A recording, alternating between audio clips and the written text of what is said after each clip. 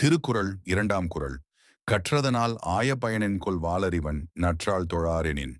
குறளுக்கான எளிய பொருள்: எவ்வளவு கல்வி கற்றிருந்தாலும் உயர்ந்த அறிவும் நல்ல பண்பும் உடைய இறைவனை அல்லது நல்லதை மதிக்காமல் இருந்தால் அந்த கல்வியால் என்ன பயன்? விளக்கம்: நாம் பள்ளியில் நிறைய பாடங்கள் கற்கலாம், புத்தகங்கள் படிக்கலாம், பெரிய பதவியிலும் இருக்கலாம்.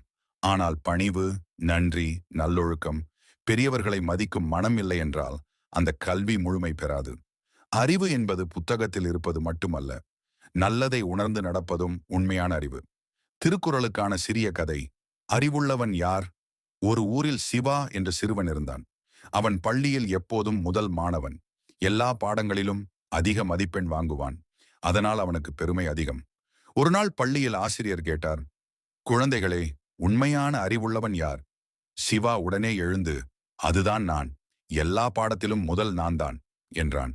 அதே வகுப்பில் அசோக் என்ற மற்றொரு மாணவன் இருந்தான். அவன் சாதாரணமாக படிப்பான், ஆனால் எல்லோரிடமும் அன்பாக பேசுவான். ஆசிரியர்களை மதிப்பான். வீட்டில் பெற்றோருக்கு உதவுவான். அன்று பள்ளி முடிந்து வீட்டிற்கு செல்லும் போது சிவா வழியில் ஒரு வயதான தாத்தா சாலையை கடக்க முடியாமல் நிற்பதை பார்த்தான். ஆனால் அவன் உதவாமல் சென்று விட்டான். அசோக் அதை பார்த்து உடனே ஓடி சென்று தாத்தாவை கையை பிடித்து சாலையை கடக்க உதவினான். அதை ஆசிரியர் தூரத்தில் இருந்து பார்த்தார்.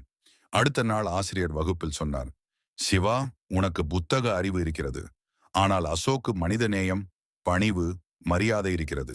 அதுவே உண்மையான அறிவு என்றதும் சிவா தன் தவறை உணர்ந்து, ஆசிரியரே, இனிமேல் நான் நல்ல மனதோடும் நடப்பேன் என்றான்.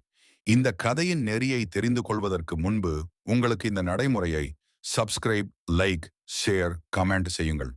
படிப்பும் முக்கியம், ஆனால் நல்ல மனமும் பணிவும் அதைவிட முக்கியம்.